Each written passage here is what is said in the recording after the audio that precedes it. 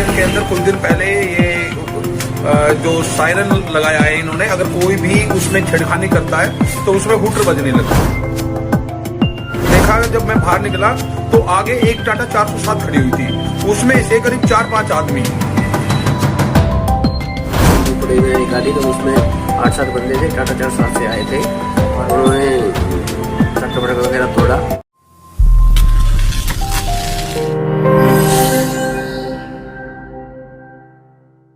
आपको स्क्रीन पर दिख रही ये सीसीटीवी की लाइव तस्वीरें पंजाब नेशनल बैंक के एटीएम मशीन की है, जहां पर अज्ञात चोरों ने एटीएम मशीन को उखाड़ कर ले जाने का प्रयास किया, लेकिन एटीएम को चोरी करने के लिए चोरों के मंसूबों पर उस समय पानी फिर गया। जिस समय चोर एटीएम का सायरन बच गया और चोरों को बिना एटीएम को चोरी किए ही अपनी जान बचाकर भागना पड़ा। सीसीटीवी कैमरे में कैद हुई चोरों की लाइव तस्वीरों के अनुसार करीब आधा दर्जन लोग एक टाटा 407 गाड़ी में सवार होकर आए, जिन्होंने सोहना के देवीलाल किले स्टेडियम के सामने लगे पंजाब नेशनल बैंक के एटीएम को उखाड़ ले जाने का प्रयास किया, जहां पर चोरों ने पहले तो उस दुकान के शटर के ताले तोड़े जिस दुकान में एटीएम लगा हुआ था। उसके बाद टाटा 407 में लोहे की बेल बांधकर एटीएम मशीन में बांधी और जब एटीएम को खींचने का प्रयास किया तो बैंक द्वारा एटीएम मशीन में लगाया गया सायरन बज गया, जिसके बाद एटीएम वाली दुकान के ऊपर बने मकान में रहने वाले लोगों ने शोर मचा दिया और पुलिस को फोन कर दिया, जिसके बाद चोर एटीएम मशीन के अंदर लगे सीसीटीवी कैमरे को तोड़कर मौके से फरार हो गए।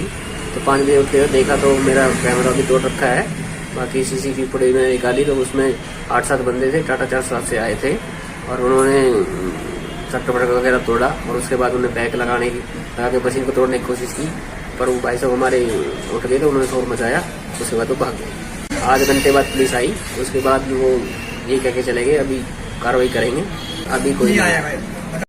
3 बजे मैं उठा, बाहर आया वॉशरूम करने के लिए, तो जाके मैं अंदर वापस लेट गया। थोड़ी देर बाद मुझे आवाज आई नीचे से, एटीएम के अंदर कुछ दिन पहले ये जो सायरन लगाया है इन्होंने, अगर कोई भी उसमें छेड़खानी करता है तो उसमें हुटर बजने लगता है। तो मैंने थोड़ी 10-15 मिनट बाद मुझे आवाज सुनाई दी, मैंने लगा कि और उसके साथ कुछ आदमियों की भी आवाजें आ रही थी। मैंने सोचा कि सुबह लोग घूमने निकलते हैं तो उनकी आवाजें आ रखी होगी, बट थोड़ी देर बाद जब उन्होंने मशीन को टच किया तो मशीन को जब टच करते हैं तो जो सायरन होता है वो तेज गति में बजता है। तो मैंने सोचा कि भाई अब तो कुछ गड़बड़ी है, तो मैंने मैडम को जगाया, वो बोली कि एक आप निकल के देखो। मैंने देखा, जब मैं बाहर निकला तो आगे एक टाटा 407 खड़ी हुई थी, उसमें से करीब 4-5 आदमी मूवमेंट कर रहे थे। ऊपर से फिर हमने शोर मचाया, शोर मचाने के बाद फिर वो कई देर बाद वो अपनी गाड़ी को लेकर यहाँ से चले गए। उसके बाद हम नीचे आए, मैं, मेरी वाइफ और मेरा बेटा तीनों नीचे आए 112 नंबर पे। तो वहां पर पंचकूला में किसी मैडम ने उठाया, उन्होंने बोला कि आप बताइए क्या है। मैंने उनको सारी डिटेल बताई, वो बोली ठीक है जी, कुछ देर में पुलिस वाले आ जाएंगे। बट हम यहाँ पर 10-15 मिनट खड़े रहे, पुलिस वाले जब भी नहीं आए। फिर उसके बाद मैंने अगेन उनको कॉल की, कॉल करने के बाद वो बोली कि आप अपना फोन बिजी मत करो और आ जाएंगे कोई पुलिस वाले, बट नहीं आए।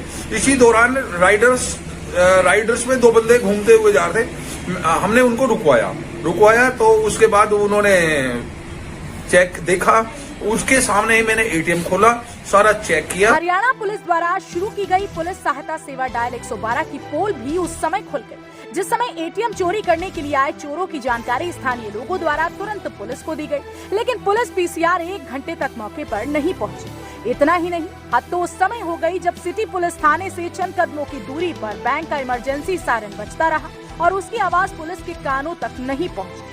हालांकि इस मामले में गनीमत यह रही कि चोर अपने मकसद में कामयाब नहीं हो पाए, लेकिन एक बात तो जरूर स्पष्ट हो गई है कि हरियाणा पुलिस की डायल 112 की तत्काल सेवा 5 मिनट में पुलिस आपके पास पहुंचने का दावा किया जाता है, लेकिन यह दावा भी खोखला ही नजर आ रहा है। अगर पुलिस समय से मौके पर पहुंच जाती तो शायद इन एटीएम चोरों को आसानी से काबू किया जा सकता था, लेकिन पुलिस की लापरवाही के चलते एटीएम चोर भागने में कामयाब हो, जो फिर किसी अन्य स्थान पर किसी दूसरी वारदात को आसानी से अंजाम दे सकते। भले ही स्थानीय लोगों की सतर्कता के चलते एटीएम चोर अपने मकसद में कामयाब नहीं हो पाए हों, लेकिन पुलिस की लापरवाही इस वारदात के बाद जरूर उजागर हुई। अब देखना इस बात का होगा कि जिले के उच्च अधिकारी इस तरह के लापरवाह कर्मियों के खिलाफ किस तरह की कार्यवाही अमल में लाते हैं। हरियाणा वरदान के लिए सोहना से संवाददाता विशाल राघव की रिपोर्ट। देश व प्रदेश की खबरों को सबसे पहले देखने के लिए हरियाणा वरदान चैनल को सब्सक्राइब करें, लाइक करें व शेयर करें।